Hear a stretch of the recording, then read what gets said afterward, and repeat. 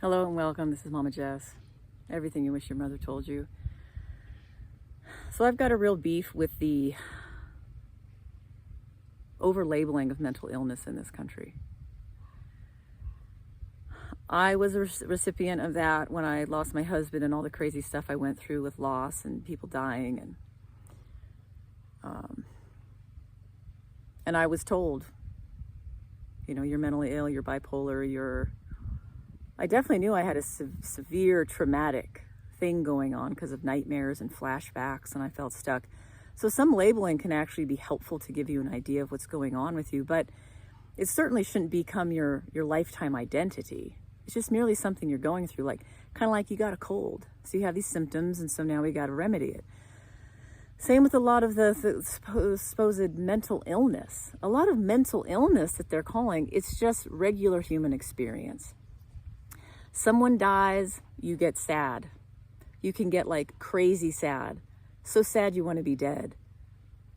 A type of grief and lamentation that you're inconsolable and you can't bear life. And over time, you have to grow into the reality of what happened because you weren't able to bear it at first, but over time you grow under the load, you get stronger. So I was just trying to have a normal human experience, but our culture is so, I'm going to use the word retarded because it's a great word. Okay, so we are very retarded when it comes to knowing how to grieve, how to feel pain, how to deal with reality. Everyone kind of retreats into their little weasel hole of fantasy lands, and they can't deal with what's really going on. So my question here is, who told you that you're mentally ill? Why? Is it possible that you weren't loved properly? Because when someone really loves you, it drives out your fears. They always have the proper counsel, the proper training, or they help prepare you, or they're patient. And they get you ready for things so you're not petrified. Maybe you're eating really poorly because a lot of the food is poisoned with pesticides, genetically modified that your brain doesn't even recognize what it is. So you're not eating properly and getting the proper fuel, which your brain needs. So your brain will reflect some kind of feeling of depression and or anxiety if you're eating crummy food or Monster drinks. Yeah, you're going to have a panic attack. It's not an anxiety disorder. So you shouldn't be drinking Monster drinks. I mean, you can be living with a narcissist because narcissism is all the rave. Clearly narcissists are rampant. So you're probably raised with one or married to one, and so or maybe you are one and you have all this reluctance to deal with yourself and your pain and your reality and your childhood and grappling with life because you're egomaniacal and you think that you're better than everybody and you're stronger and you can get through life alone when we really can't. We need help. We were made to be, human beings that reach out in community and we support each other. So I just want you to think about this mental illness label and then take a look at your life and see all of the probably 100 different things you could change behaviorally that will help you feel better. To get out and get sunshine, to get fresh air. These are hugely important for your mental health, for your brain. Your brain needs a certain amount of water and salt and glucose and sunshine and sleep. If you don't give it to it, it's going to be depressed and anxious.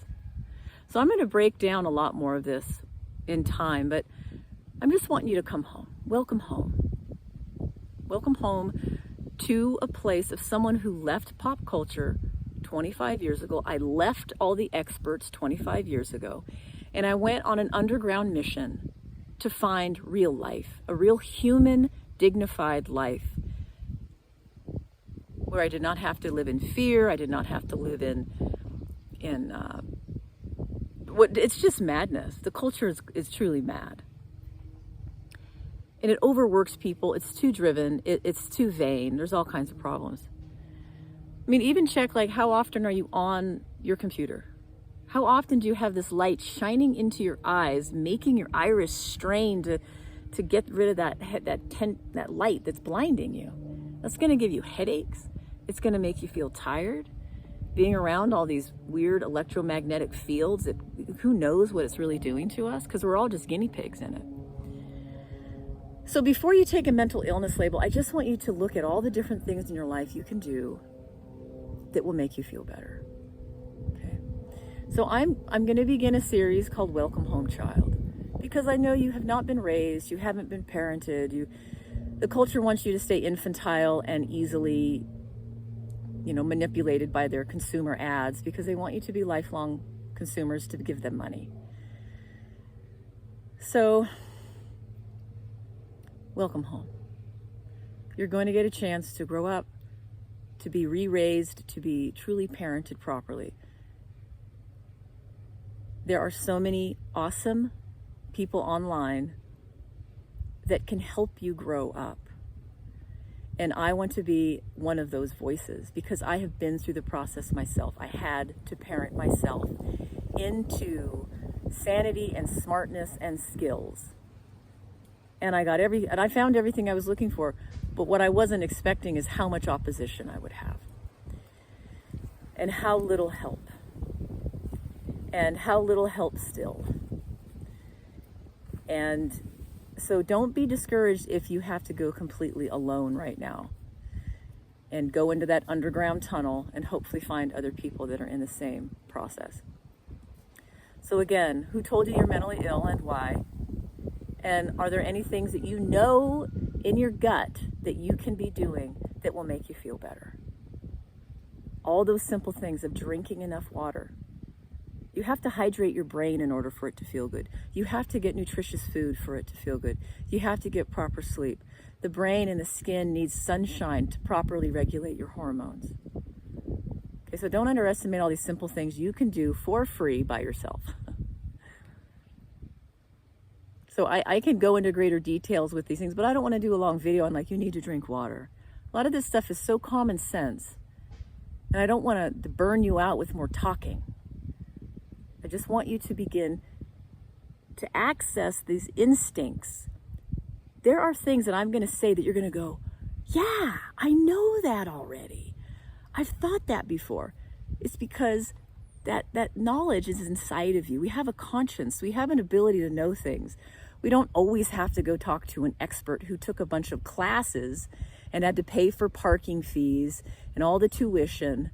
They're just people like you that just took more college courses in an environment that is most likely completely manipulated by goofy ideologies that have nothing to do with reality. So I don't want you to enter into this land of the label makers and all this labelomania. It is completely insane neuroses. And I'll talk more, but a lot of it has to do with the movement of political agendas, of totalitarianism. They want you to be stupid. They want to tell you you're mentally ill and you can't do a thing and you're incompetent and be afraid and trust the authorities. That's how they get total control of you. So you need to take back all of your God-given smarts, your instinct, your conscience.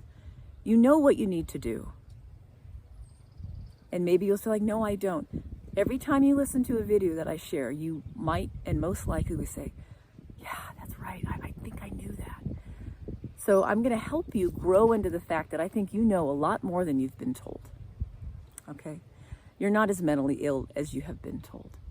You're just a human having a normal experience. We all go through anxieties and depressions and fears and loneliness and sadness, anger.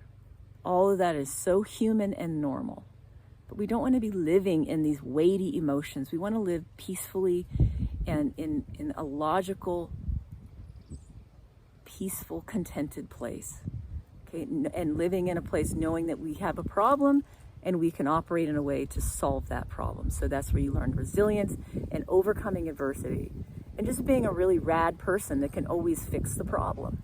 That's really the goal. All right. You're not as mentally ill as you have been told. So welcome home, child. Welcome home. Everything's going to be okay. You just haven't been helped. You haven't been trained. So you can't expect to go out in the world and conquer the world when you haven't been taught the most simple things about life. Okay, you haven't been given a foundation on which to build a house.